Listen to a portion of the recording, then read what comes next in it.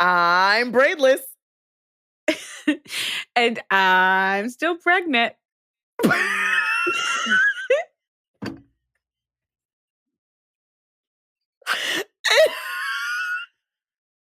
It's all I got. It's all I got.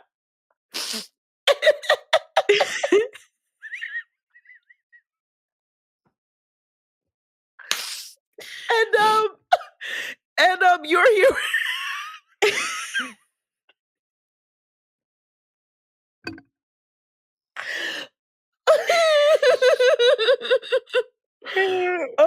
Okay. And you're here with us on Teachers Who Talk Crime Podcast.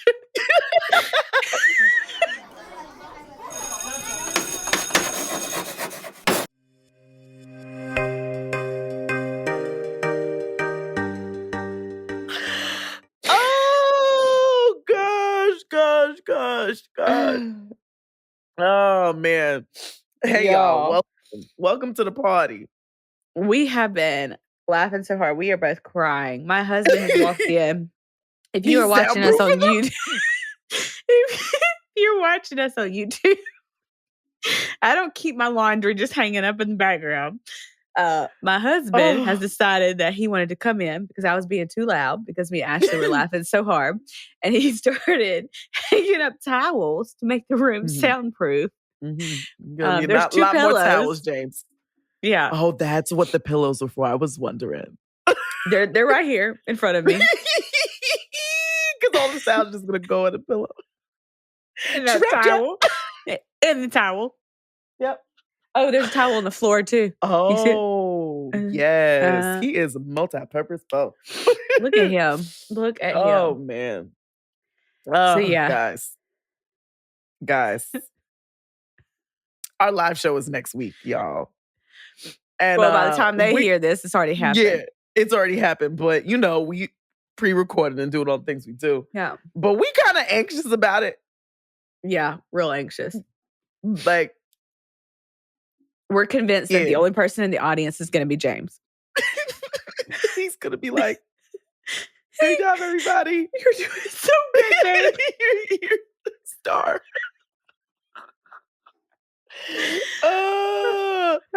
I think if that happens, we're just going to sit in a circle.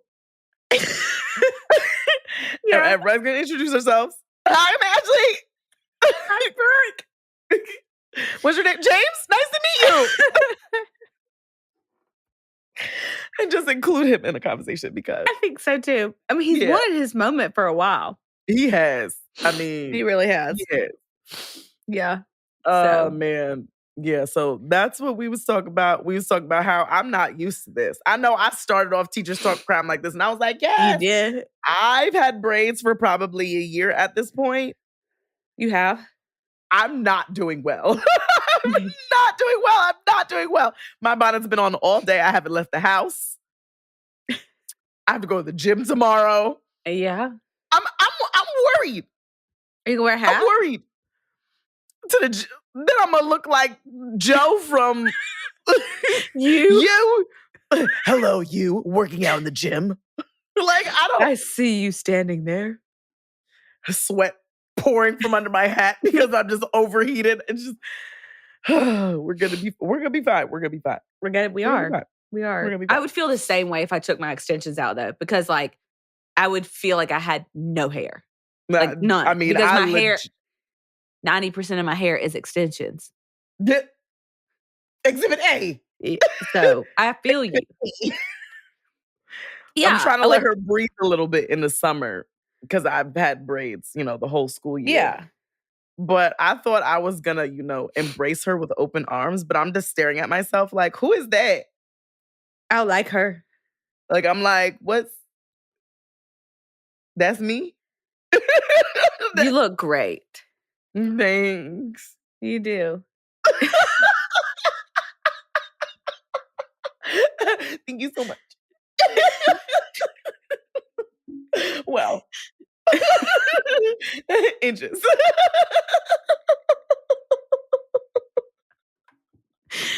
Oh, gosh. Oh, no. We're bugging today. We are bugging. We are.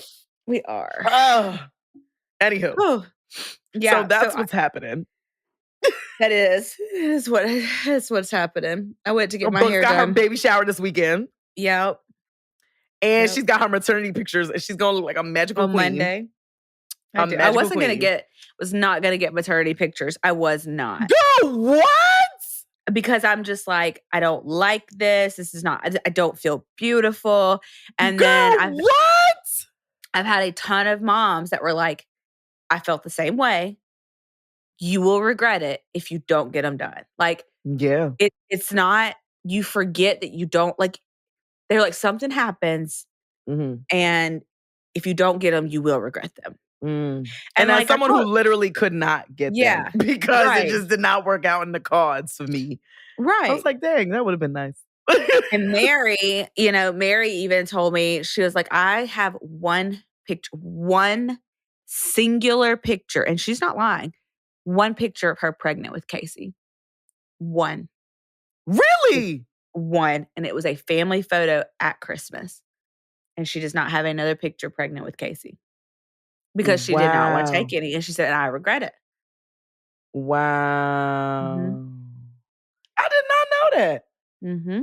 Huh. So she was one of the bigger ones to push for it. And then some other moms were like, you really want these. I promise you want these.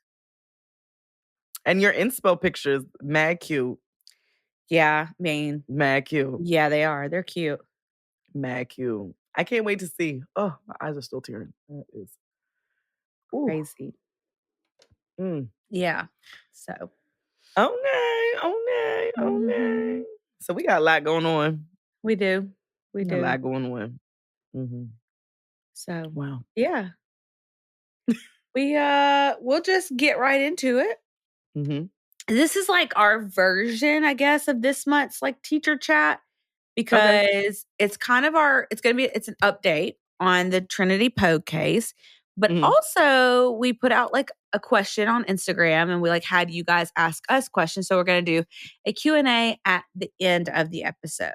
I'm excited for that. Yeah, it's like our this month's little teacher chat and we are going to try to bring you some new content like we said. Okay. All right. So we guess, do we have a jingle for an update? We've not really done an update case. Like, do I say sit down, shut up, the update's about to begin? I think so, because I need a little time to work on a jingle if it happens. Okay. Yeah. UPDA. You know what's crazy? I was literally thinking about spelling it out. I was trying to make it real cute. That's nuts.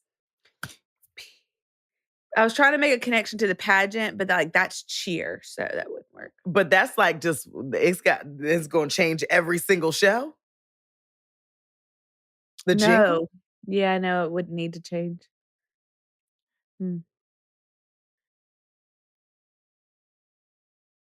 I said update. Burr. It's I don't know. I was trying. I said update. Burr. It's cold. There must be some updates in the atmosphere. Oh we. Ice. That was such a good movie. I love that movie. I know. I gotta figure out because it doesn't have. I wish it had one more letter. Oh yeah, because you could. Yeah. UPDATE update. I don't know. I'm working on it. It's flowing. I'll definitely spell it. I'm gonna spell it. Okay. All right. So we will have a jingle for you on the next one. Yes. Okay. Okay. So sit down, shut up. The update is about to begin. Oh, what up?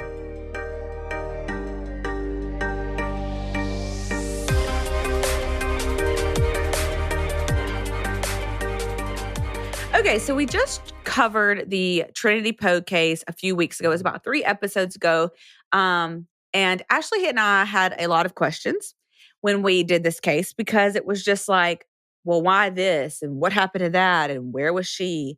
And I did a little digging on the interwebs, social media, and even asked some of my sorority sisters that are like in the pageant circle world. Ooh. And I have some answers to some of the questions that we had. Now, be warned, most of this is alleged. I want to preference that first as we continue with this case.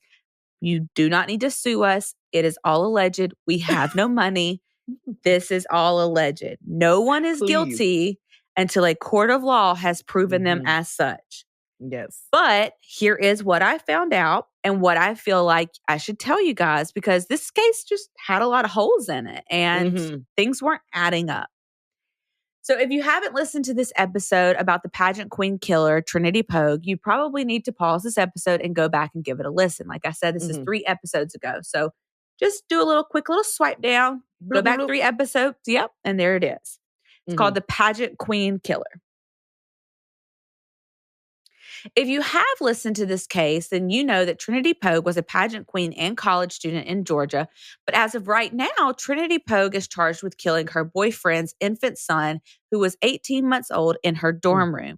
She was a student at Georgia Southwestern State University and lived in the dorms where the incident happened on January 14th, 2024. Wow. The child, Jaxton Drew Williams, died of blunt force trauma, and the case has still not gone to trial. But there was a lot to this, and things just weren't adding up. So let's get into those specifics. Now, one question we had was, where was the baby's father during this time? And what I learned was the father had actually left the dorm. So the two had come to visit Trinity on campus, the baby and the father. And the father's name is Jay, so I'm going to be referring to him as Jay. So Jay and Jaxton had actually come to the dorm to visit Trinity in her dorm room. And he left for 40 minutes. Sources say 38 to 40 minutes to grab the couple a pizza along with dropping by the store. And when he returned, it is said that Trinity met him at the door, hollering his name, crying, and holding the baby in her arms, unresponsive. Oh. Yeah, so that was not mentioned in the original case. We were wondering, there was no mention of where the dad had gone. Like, we had assumed on the original episode that clearly she had been around this baby so much that it wasn't uncommon for her to keep the baby. Yeah. Which is true, but that he was like, hey, I'm running to Little Caesars, like, grab us a pizza. Like, you gonna watch him? And she's like, yeah, no big deal, whatever. But the fact that, like, he was gone 40 minutes. Yeah, he wasn't even gone for a substantial amount of time. No. At all. No. That's wild. Right? Now, the couple allegedly rushed the baby to the hospital where Jaxton went into cardiac arrest at least 3 times. They were able to revive him, and they even talked about transferring him to Atlanta to receive better attention. However, they said that he would never make the journey, and they were correct. He did die at the hospital. Oh. Now, the GBI, as we said in the previous episode, did help with the case, and they were able to get enough information to arrest Trinity later on in her dorm room. So they actually arrested her at her dorm. Oh, wow. Now, what we didn't know in the other episode was what story Trinity had allegedly given the police. We just what I said in the previous episode was that they felt they had sufficient evidence. They arrested her. They interviewed her. From the interview, they felt like they had enough, and boom, bam, bam. Now, what I was able to uncover was that Trinity did, in fact, give them a story, and she told the GBI that baby Jaxton fell off of her dorm bed, like rolled off of her dorm bed. Now, if you've been in a dorm room, those dorm beds are on stilts because they want you to have that storage space underneath. So her story to the GBI is that Jaxton fell off of her dorm bed and hit the floor. I mean, does that go along with his injuries? No. If he had had one injury, sure. But he had a bunch of blunt force trauma. He had blunt force trauma. He had blood in his lungs. So it was, it didn't match up. Like, it wasn't aligning. Yeah. Now, I was also able to uncover that the GBI might have found evidence on Trinity's phone of things that she was searching that would have incriminated her and added to the evidence against her.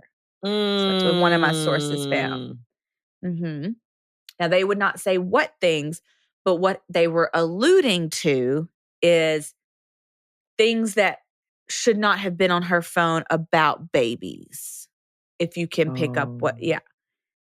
So, so the GBI was also able to 100% clear Jackson's father, Jay, of the crime. So when this case broke, apparently people were like, well, the dad must have had something to do with it, blah, blah, blah, blah. And actually, that's not true. The GBI was able to confirm that he had absolutely nothing to do with baby Jackson's death. Now, another question we had was how long had Trinity been in this baby's life? Or was this like a new situation? Like, why would anybody just leave their kid with their new girlfriend of like 1 week? That doesn't make sense, right? Yeah. So we were kind of wondering about that situation. And what I learned was that Trinity and the baby's father, Jay, had been dating for about a year. But some of her friends and people that know Trinity said that she would often come across as jealous of baby Jaxton. And these sources also said that it was almost like she wanted the attention of Jay all to herself, that she became jealous of the baby. I just read a book like that. And I just don't like that. I don't like that. I just read a book like that. Don't let her stay. Why are you jealous of a child? Right? You're not jealous of the baby mama? Like most women are jealous of the baby mama, right? Or like ex-girlfriend or ex-wife, or you're jealous of the baby. Because you wanted all. And that just is showing her immaturity. Honestly. Yeah. Oh, 100%. 100%. Now, something else that we asked in the previous episode was where/is the birth mother of baby Jaxton? And this was actually really hard to find in research because when you search this case, you only hear about Jay and how great of a father he was and Trinity and the baby, and you don't hear much about the birth mother. So I was able to find out a few things. Now, we already know that Jay, the father, did in fact have full custody of baby Jaxton. Yes. Because the birth mother did not want Jaxton. Now, all sources validated that Jaxton's dad, Jay, was an amazing father.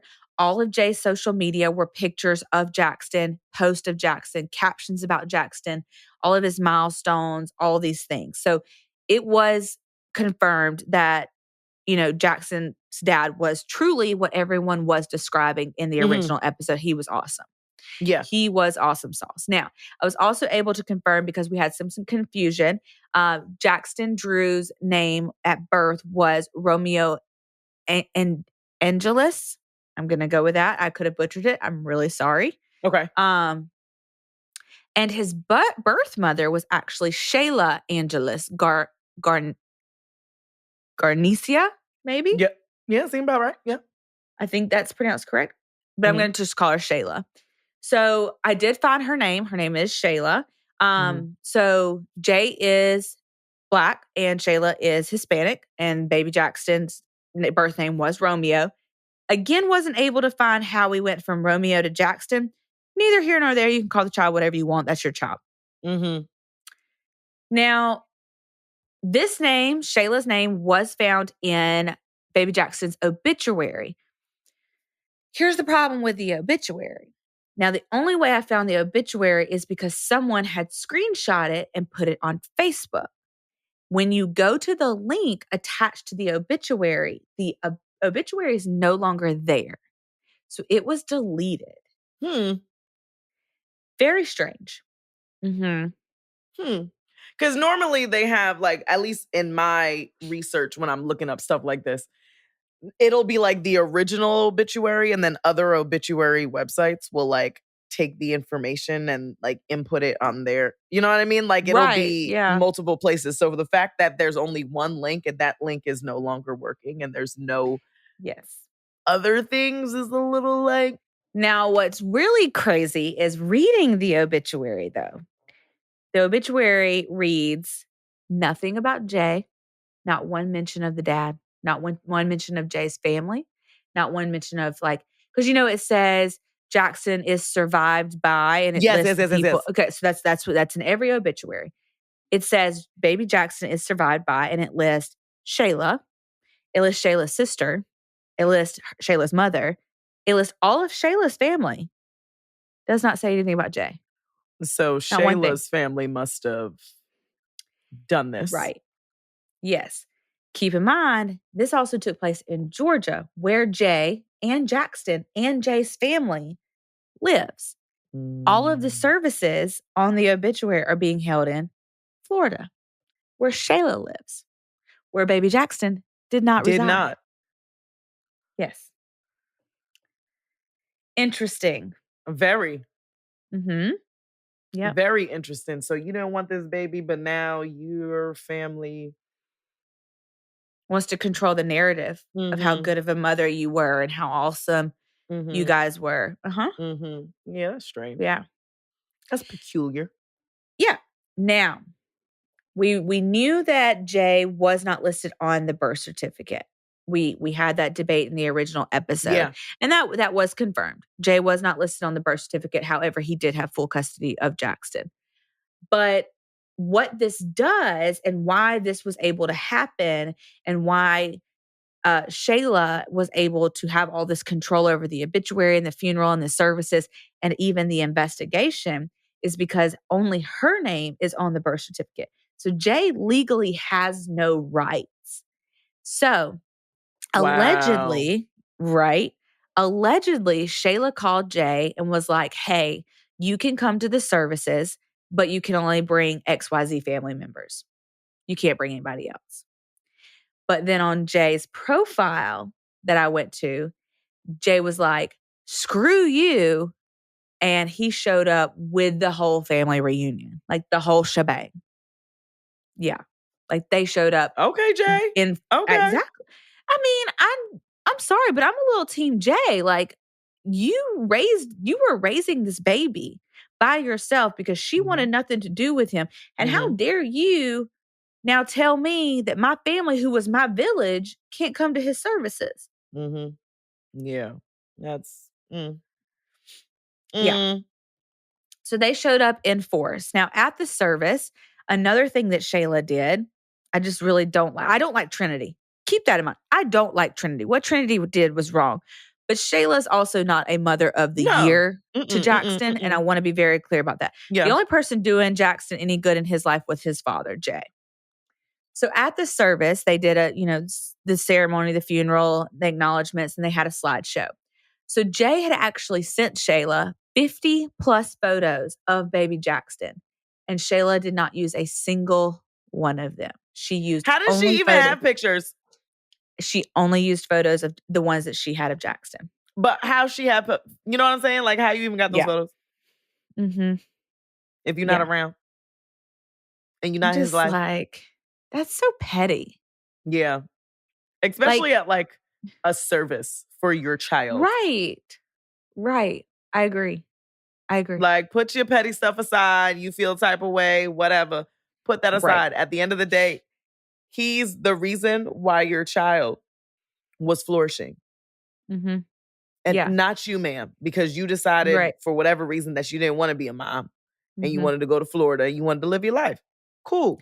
And he already is probably beating himself up by dating Trinity. Like, you know what I mean? Like he's like, dang, I shouldn't have left her. Exactly. He has to live with that guilt alone. Like he can't control what Trinity did, just like he can't control what Shayla did, but he was trying to be a good man. And to say that it is very unheard of that men step up in that way and take on a single father role. And it just really sucks that this happened to someone who was willing to take on that role. And be a good single dad. Agreed. So that's the Shayla. That's the update on the birth mother. Now, I also read on social media and some posts, and I was like way deep in the comments. Found some people that had gone to school with Trinity. And basically they said she sucks too. Like just real bold letter. She sucks. Solid. Not just because of what she did to baby Jaxton, but like she sucked before that. Dang. Like she just really wasn't a good person. People said that she was snooty, snobby, and acted as if she was better than everyone. One girl who went to high school with Trinity said that she was a bully and that she turned her nose up at everyone. She said that she would date black guys in high school, but only in secret, and then would talk about the white girls who did it openly. Like make fun of them. Yeah. I literally I want to punch her. She's very punchable. She is very punchable. And a lot of comments said that. Yeah, she's very punchable. I mean, granted, we're not condoning violence over here on Teachers Talk Crime. However, based on the information that's presented to me, she just is very much giving punchable. 100%. Yeah. Now, granted, people grow up, I'm sure, whatever, maybe. I don't know how open her and Jay's relationship was. Can't say. She might have grown out of that phase. I don't know. But to ever be like that in the first place just gives off a wrong type of vibe to me. Already don't like you. So, we do know that Trinity did sit in jail for a while without bond. And then all of a sudden there was a bond hearing and she was granted bond. She is still currently out with her ankle monitor. But as of June 7th, so just a few weeks ago, they have officially indicted Trinity on 6 counts. These counts include malice murder, felony murder again, aggravated battery again, and cruelty to children in the first degree. Wow. And so they are preparing for her arraignment and her trial. So we should see more updates coming from this case. I have it alerted on my phone. I have been following all this. So that just happened on June 7th. Hopefully we will see justice for baby Jaxton and for his dad. I mean, honestly, that man. Yeah. You can still find the GoFundMe if you want to help Jay out and his family. Now, services have already been paid for. I would also love to see Jay be able to receive this information publicly, but because he's not listed on the birth certificate, by legal rights, the investigation only has to report to the mother. And according to sources, Shayla is not sharing with Jay what investigators are sharing with her. You are not a good person, Shayla. No. You make my skin itch. How can a man get that unlucky twice? Like, you know what I mean? Yeah. Like your picker might be broken, sir. Maybe you just need to lay off the ladies. Stay to yourself, sir. Yeah, because they not good. No. Trinity's punchable and Shayla's not a good mother. Shayla is also punchable. She's also punchable. They're equally punchable. Because yeah, not a fan. But I was just telling Ashley, like, we had so many questions during that episode because it was such a new case. It had just actually happened, and people in the comments and on social media were like, well, what about this? What about this? What about that? And this happening so close to a circle that I know not well because I'm not in the pageant world, but I had several sorority sisters. It was easier to find. Georgia where did she go? Georgia Southwestern University has actually removed any evidence of Trinity Pogue ever attending their campus. All of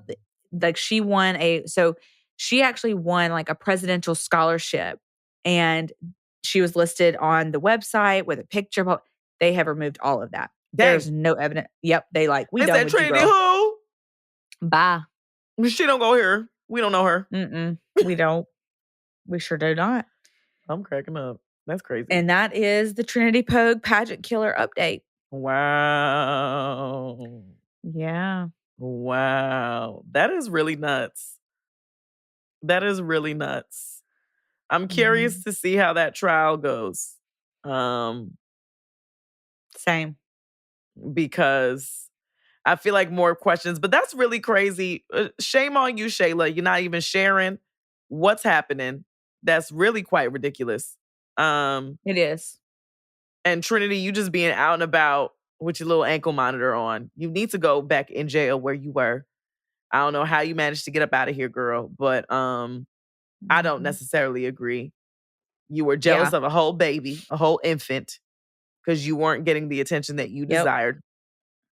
I don't think that you should be, like, this is just my opinion, but I don't think people that are charged with murder should be able to apply for bond. And typically they're not. Mm-hmm. Not sure how she got away with it, but like, okay, so then you ask yourself this. She is literally charged with murder of an infant, right? A child, okay? Mm-hmm. Does she follow similar rules as sex offenders? Is she allowed near schools? Is she allowed near daycares? Like, do they have, so why does she have no stipulations, but sex offenders do? She literally took the life of a child. You know what I mean? Like, I'm just like, Yeah. Interesting. Mm-hmm. Very interesting. So, yeah. That's the update. All right. Well, thanks for that. Yeah. Thanks for that update.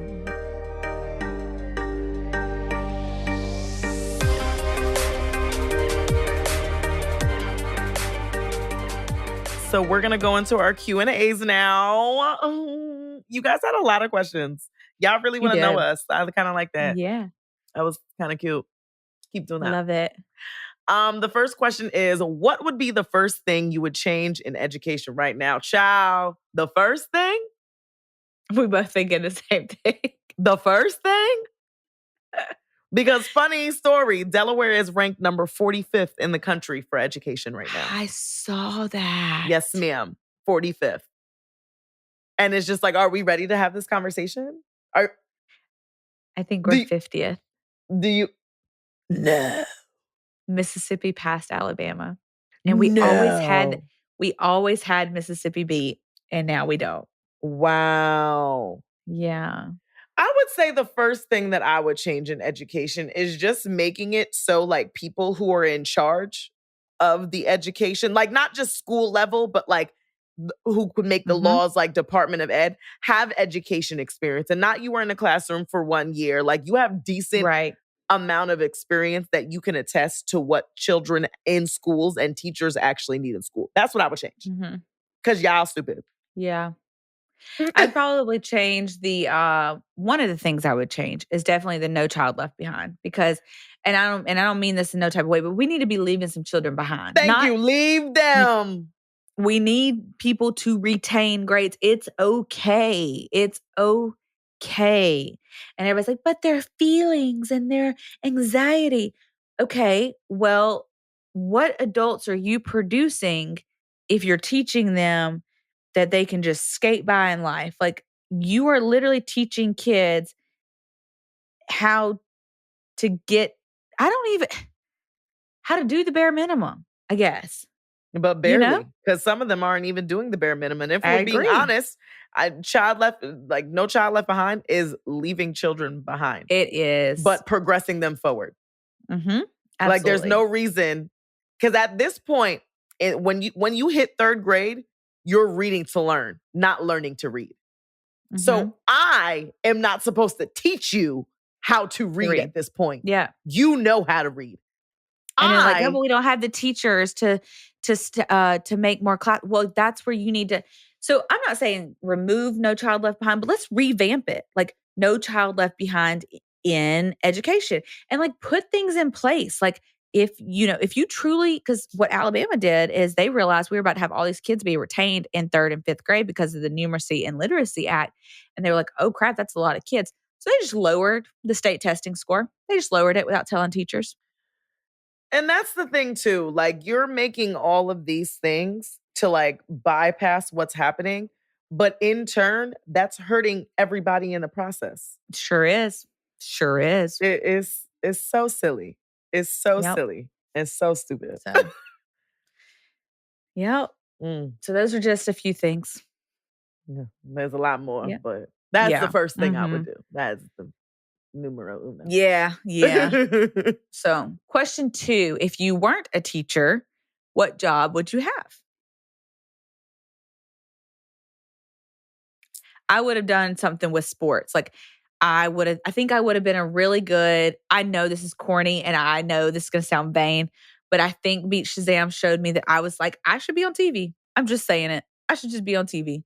And I think I could have been a really good sports anchor or sports interviewer or sports analysis or some kind of sports statistics would have been my jam. Would have been my jam. You know, this is a very hard question for me because the only thing I've ever wanted to do was be a teacher. Like there was never anything else. It was like, what are you going to be? I'm going to be a teacher. Mm-hmm. And here I am. A teacher. And now I'm like, dang, this is starting to become unenjoyable. Mm-hmm. And hard. Granted, teaching is hard anyway, but teaching was natural for me. I was always a natural teacher.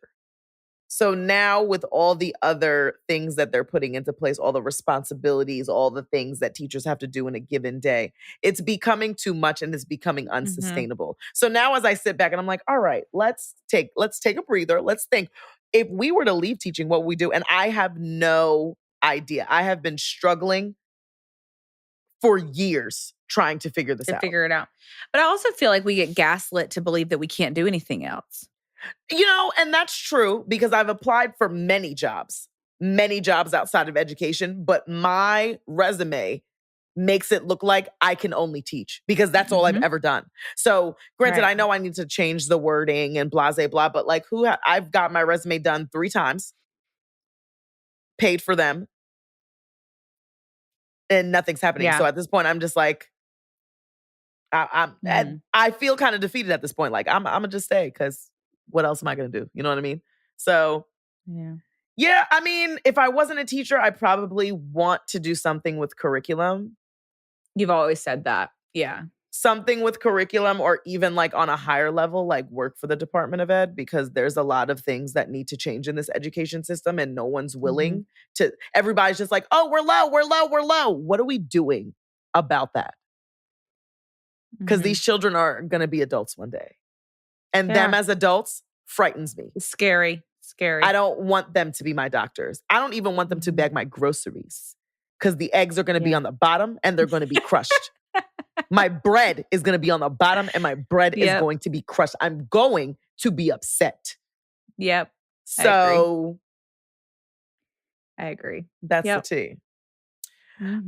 Question 3. Which TV show / movie teacher are you most similar to? Oh gosh, what is yours? I would say just because she's so funny. Okay. The principal, Ava from Abbott Elementary. Oh my gosh. She really, oh my gosh. She is so funny to me. She is funny. And I feel like I'm equally as funny, but not as dismissive as she is, but right. Yeah. And things just aren't a big deal to her. Yeah. Yeah. Yeah. 100%. I feel like, okay, let's see. I would love to confidently say Miss Honey. That's what I was thinking. But she's a little, she's great, but she's elementary.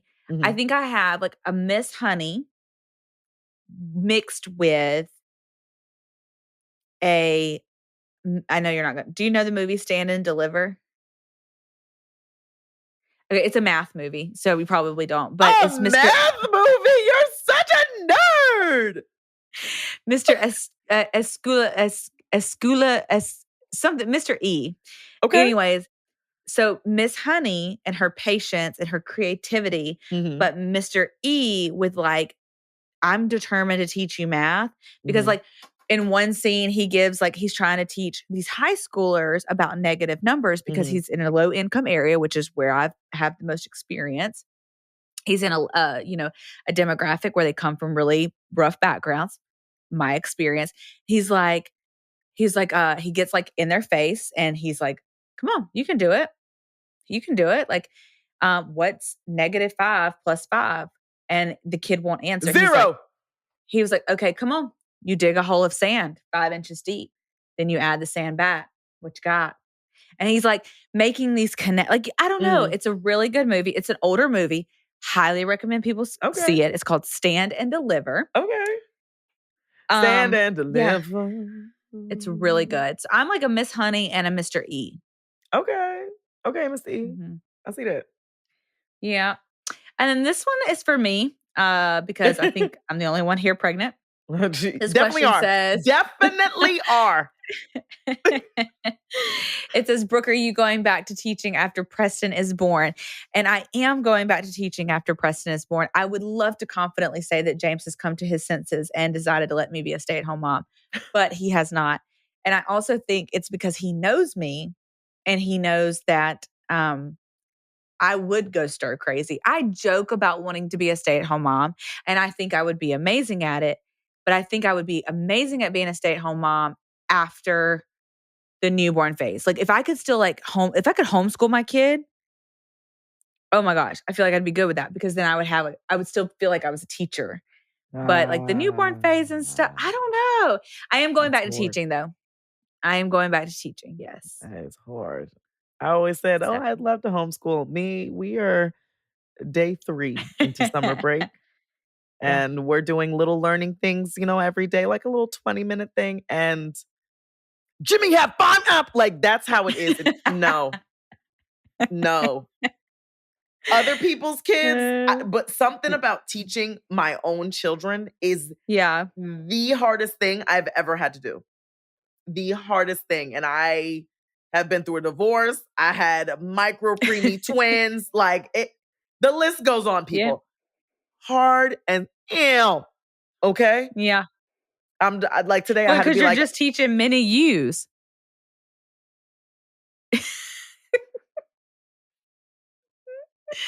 Yeah. Like today I was just like, I just need a little break. Mommy just needs a little break.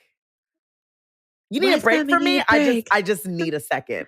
And that second lasted all day because I best believe we did not circle back to it because I just could not. And then Skylar's like a big into reading now. So she's like, Mommy, can we read the bad guys book? And I'm just like, I'm going to have to sit there with you and help you with the words you don't know. And I'm just here with my headphones on trying to listen to this story. So now is not the time to read. But I'm also like, am I stifling her love for reading because I'm being selfish? But I'm also like, this is my summer break too. It is. I agree. It's hard. Somebody help me, please. Want to cry every day. Where are the camps? Where are the summer camps we can send them to? Expensive. That's where they are. Yeah, they are. Expensive. Yep. Especially with 2. They like buy one, get one 10% discount. What's that, 3 cents? Hey, but if you move to the South, you could do some vacation Bible school hopping, and every other week in the summer, a different church is having vacation Bible school. You better learn and praise Him. Yep. Mm-hmm. Guess what? They half a day, 8 to 12. Some of them are 12 to 5. And like, you know what? You get your break. You get your break. I told James, I said, do not think I am above vacation Bible school hopping with Preston. We're going to be at every church I don't care. You Methodist, love it. You Baptist, love it. You Pentecostal, I love it. Okay, praise Him.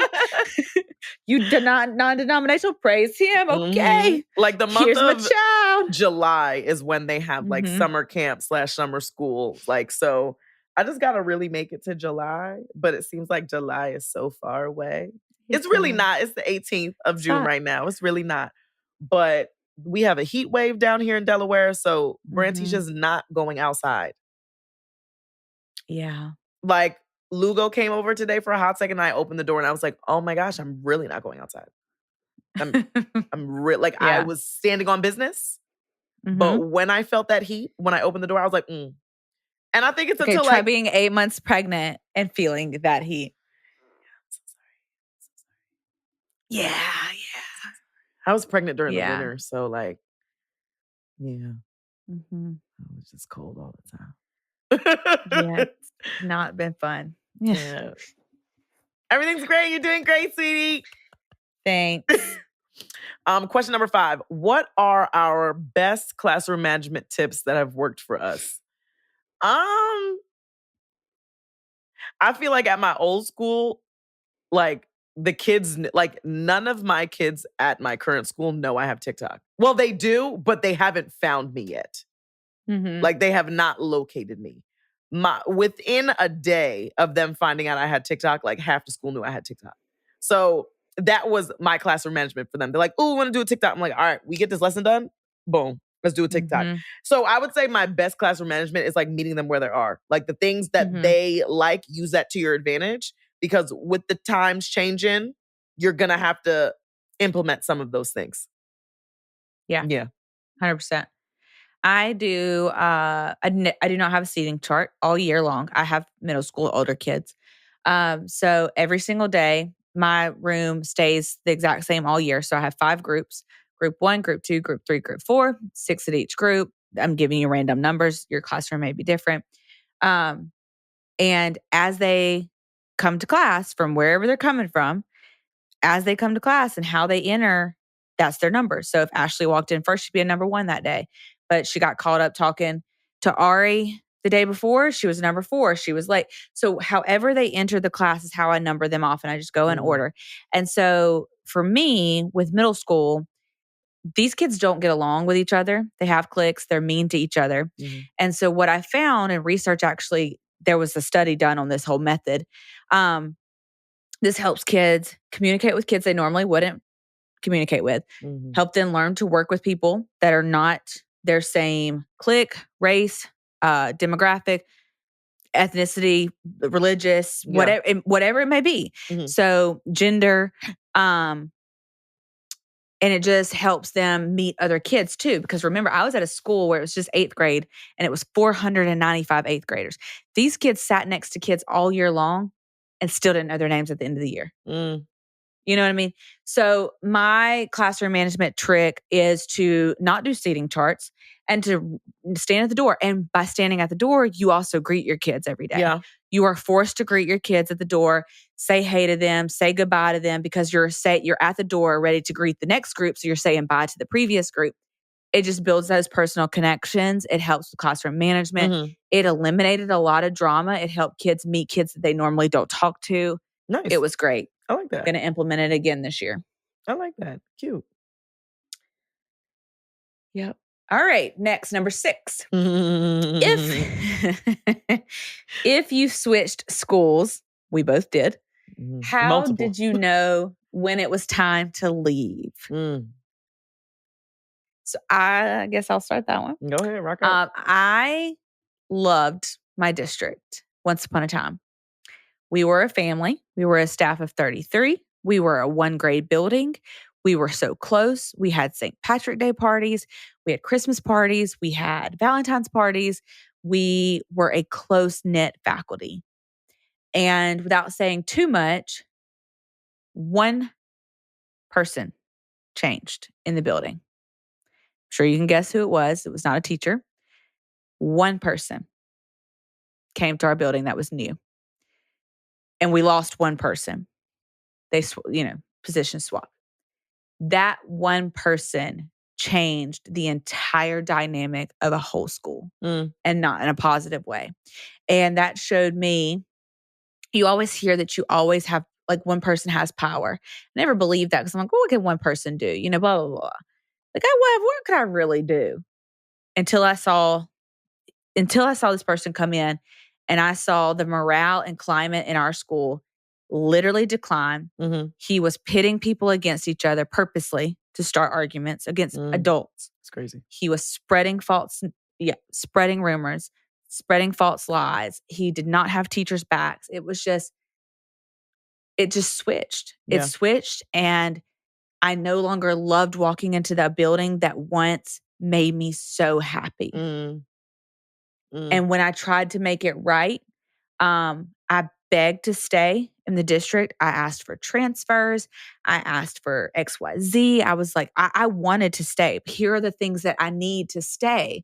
And they weren't unreasonable requests. And when none of that got, approved, I was like, this is God telling me, like, hey, it's just not meant to be anymore, and you need to go find a new family. And I left. Solid. Yeah. Solid answer. I would say I've never left a school due to, like, my coworkers. I've always, at every single job I've had, I've had a good group of coworkers that were like my people. All the reasons I've left previously have all been because I don't align with how admin is moving. Like the admin were just not. I felt like I was compromising myself to be there because I was trying to fit into this puzzle piece that you wanted, but that puzzle piece was not my puzzle piece, if that makes sense. Right. There was only one job that I left, and it was only because I was working in the inner city of Wilmington, and I had just became a new mom. And I was like a second mom to like a good chunk of those kids. Like I had core kids that like we would go out, I would show them a fun time on the weekends. Like we would go to Main Event, like we would go Applebee's, we would go to Fridays. Like, and it was just, me, my another teacher, we had our kid, and that's what we did. But I realized when I became a mom that I couldn't give myself that. I couldn't give them that level of support anymore because now I have, you know what I'm saying? Like I need to, and it sounds kind of selfish, but I just knew in my heart of hearts, I couldn't do both. I couldn't be a mom. You're spread thin. Yeah. So I left that job because I just had to think of myself and think about, my new role as a mom, and I had to put them first. So that was the only job I left, not necessarily for admin purposes, but because I had to leave for myself. But every other teaching job I left was because, my beliefs were not aligning with admin, and I wasn't being myself. So, yeah. 100%. So I pretty much know it's time to leave when I'm compromising myself to make other people happy. When that goes, and it's not even like it's like things that are like unreasonable at all. You know what I mean? Holding kids accountable is really big for me. I hold my kids accountable every single day. And I expect for all their teachers to hold them accountable as well. But when we're making excuses for children and we're just giving them participation awards or letting things slide, and that's when things don't align, because this is how brats are raised. And I agree. I'm not raising brats. And I know, I'm going to teach a couple, but like when the majority of the class. Yeah, but you've now set me up as the bad guy in these kids' eyes because I'm holding them to an expectation, and then you reward them, and then they come back to class. Now I'm the bad guy, and you've literally pitted this kid against me. Exactly correct. Yeah. So. Yeah. Number 7, what is your favorite podcast? Clearly other than Teachers Talk Crime. Right. Clearly. Yes. I'm honestly not in an audio and a podcast kick right now. You're in an audiobook. Yeah, I'm an audiobook girly, hardcore right now. I can't tell you the last time I listened to a podcast other than Teachers Talk Crime, honestly. But when I was a podcast girly, Morbid was my top podcast. I still have all their podcasts being downloaded to my thing. So when I'm ready to come back, I got a lot of episodes to listen to. So I would say my favorite podcast is Morbid. I am Dateline first. Love me some Dateline. Love. I would say that I've been on, so Dateline's always first. It's always in my queue. And then the other one that's always in my queue that I like go back and forth between. So right now I'm in a Murder with My Husband kick. Okay. And I'm only in a Murder with My Husband kick because their episodes are never longer than 45 minutes. And when you bypass the ads, their episodes are maybe 30 minutes. Okay. And I like her storytelling. So those are the two right now that I'm listening to. Okay. Nice. Yeah. And then number 8, what do you do in your free time? I am growing a human in my free time right now. And now my free time is typically, I don't know, because I have to plan my free time. Like if I truly want a free time, it's going to be a day of nothing. Like I'm going to rot on the couch, and I'm going to, if it was on the list of things to do, I'm going to be okay with it. But then other free time is like the gym. I love going to the beach. I don't know. I've been reading again. Okay. All right. My free time audiobooks, currently on the last book of the ACOTAR series, A Court of Silver Flames. It is spicy. Okay. It is. Yeah. Okay. Things is happening. Things is happening. They is happening in that book. I also like going to the gym as well. I'm newly into pickleball, so I like to pickleball in my free time. And sleep. I'm a I like hardcore to sleep, napper yeah. now that it's summertime. Like I take at least one nap a day. Not a napper, but I will sleep late. I'm unable So to like sleep I late. can sleep in, but I can't nap. See, I try to sleep in, but then my tiny humans are like, "Mommy, please get up. We're so hungry. Mommy, we're so very hungry." Like you act like I'm starving you. I just really don't understand. Or even today killed me right after lunch. "Mommy, can I please have a snack? I'm so very hungry." I said, "You just finished lunch." Well, Skylar took my gummies. She took one of your gummies. Uno. One singular gummy. That gummy did her in. I can't. Yeah. Yeah. Child. I was on the phone and that same conversation happened with Mary.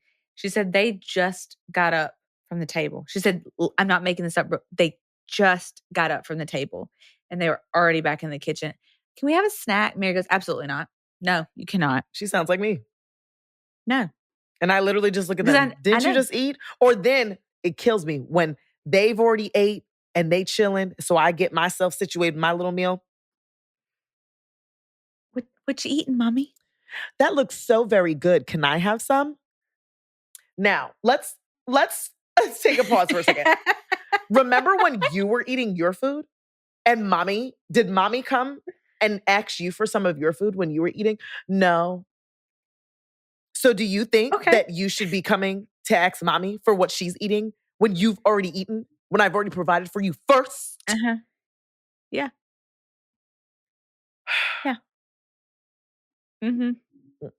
Gotta love it. Can't wait.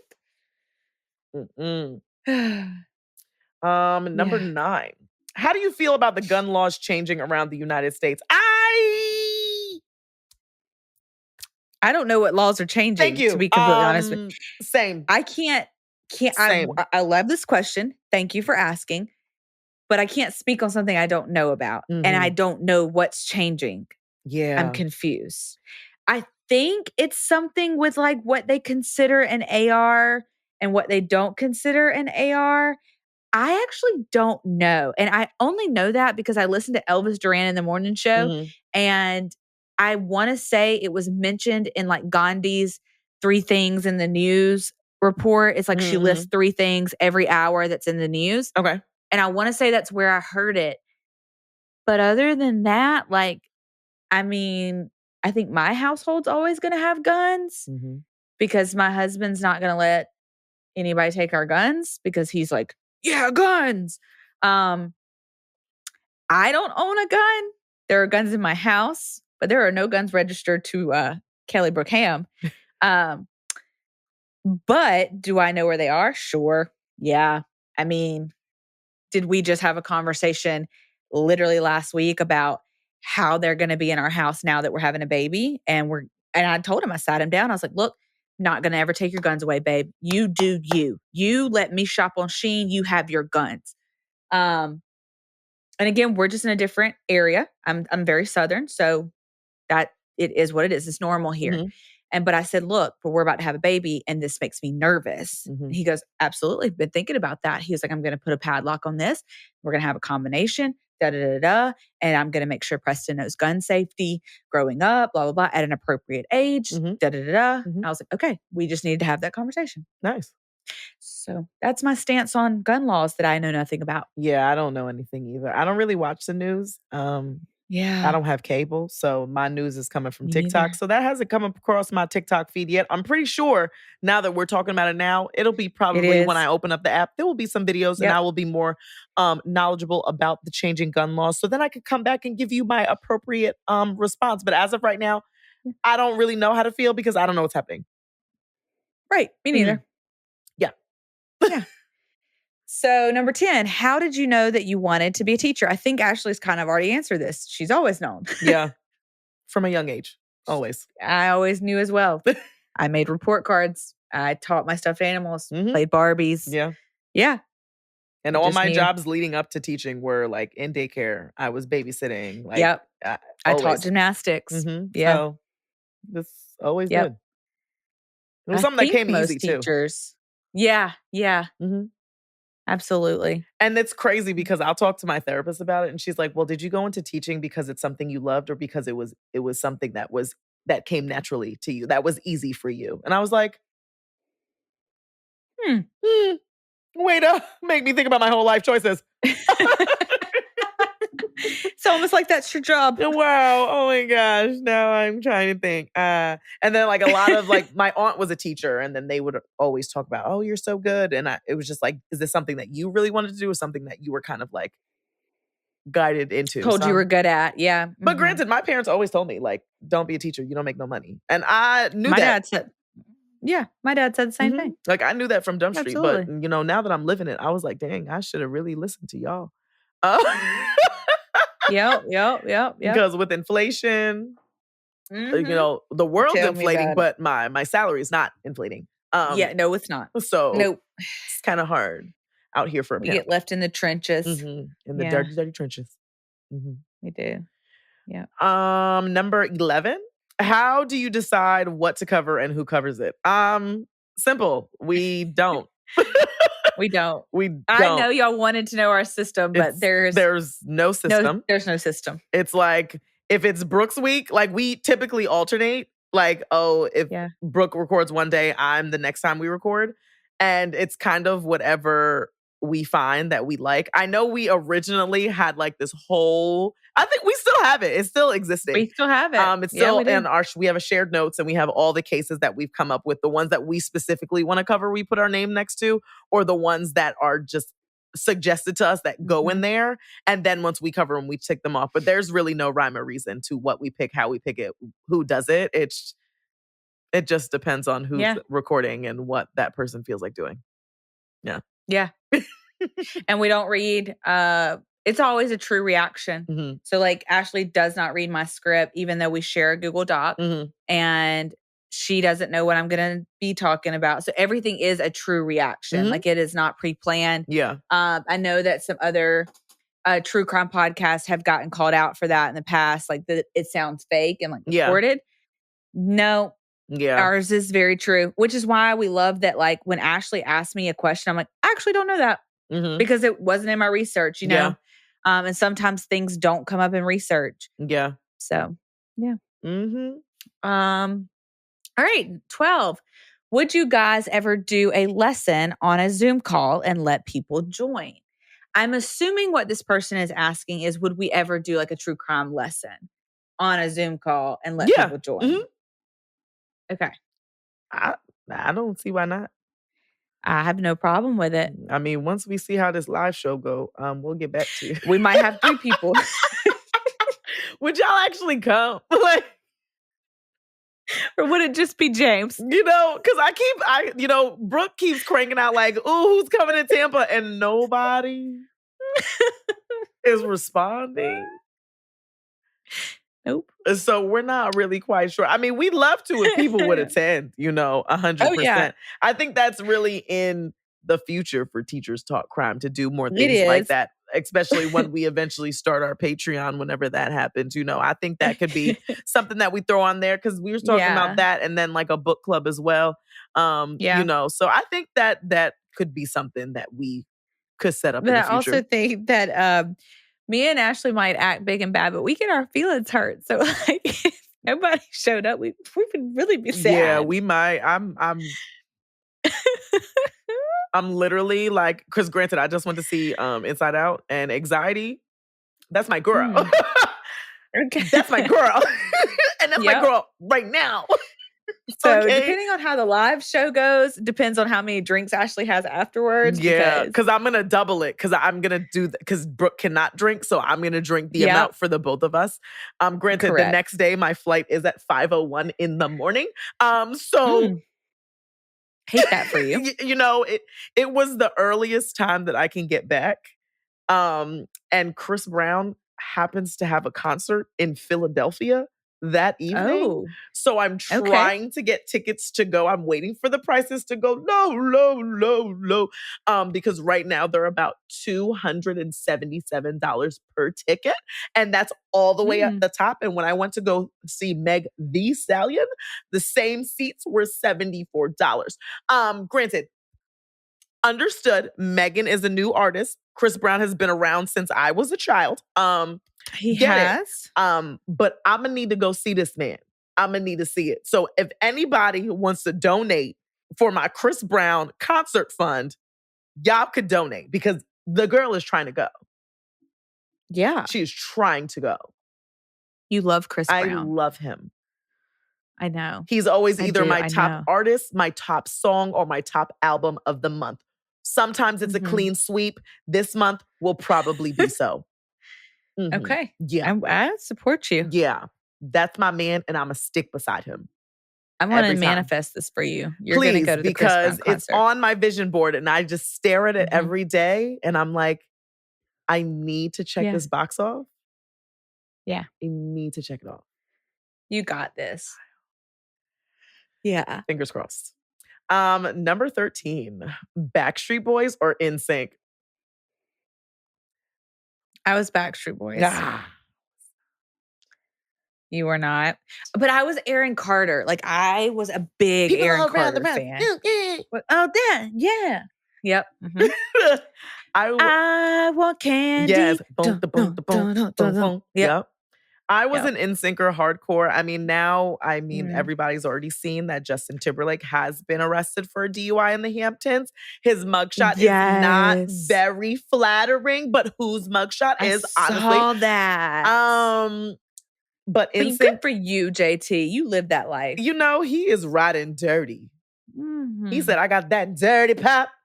Okay. He said, ride me a river. Oh.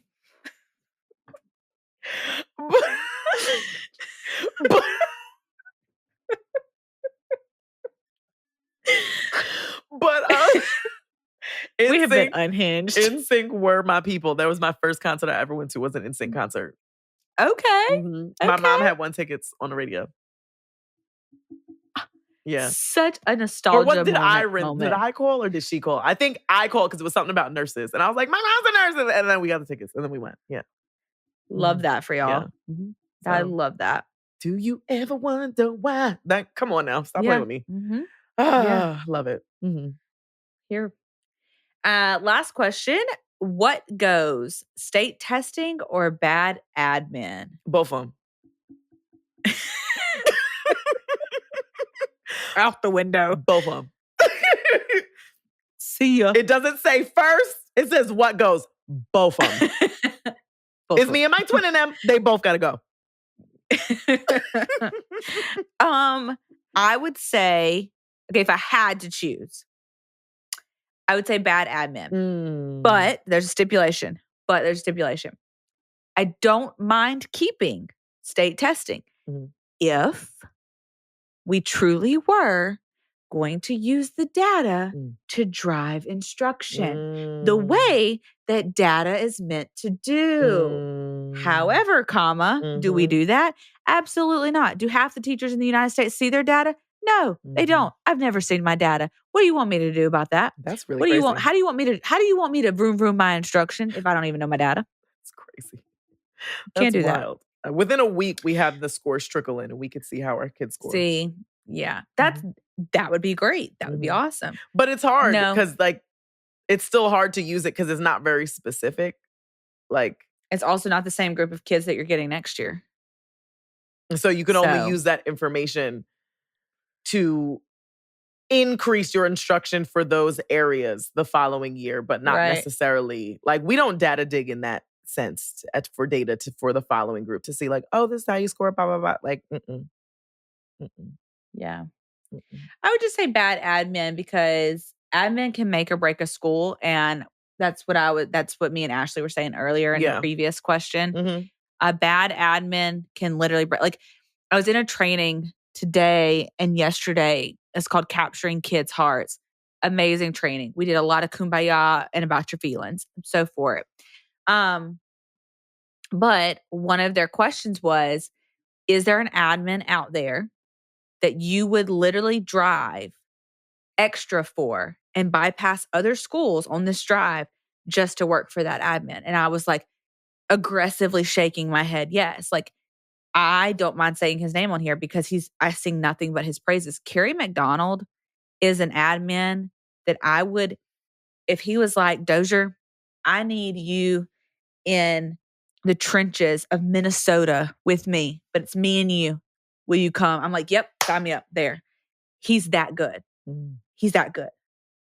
So knowing what a good admin is and knowing what a bad admin is, like, and seeing how they make and break a whole school with one human body speaks volumes. Yeah.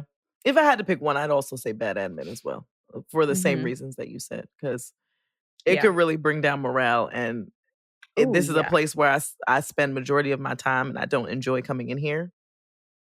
Yeah. That's going. State tests are going to be state testing regardless, you know? Do your best, try your best, but bad admin. Nope. I agree. Wow, I think this is our longest episode we have in a very long time. Wow. Right? Yeah. Right? An hour and 25. I mean, once they cut it down. We literally cried in half of this episode. Yeah. We were laughing so hard. So maybe this will be around an hour once it's edited down. We'll see. I don't know. Yeah. I don't know. But yeah, guys. You do your best, John. That was our episode. Hope you liked our update. Hope you liked the answers to our questions. Yeah. If there's anything else you want to know, feel free to, send it to us and we'll have another episode. I know someone did ask what our favorite colors are. Mine's green. Pink. And then I think I saw something about favorite accessories. My nails. Nails. My nails. For sure. My sister would say my gigantic eyes. She's obsessed with them. Okay. I like them as well, but I like to keep them shielded behind these glasses. So. You also can't see, so that helps. Yeah, I can see. I'm blind. Sure am. Yeah. Yeah. Yeah. That's all we got. All right, guys. So as always, my AirPod dies. Not as always, but the bell don't dismiss you. We do. So we'll see you next time. Bye. Bye.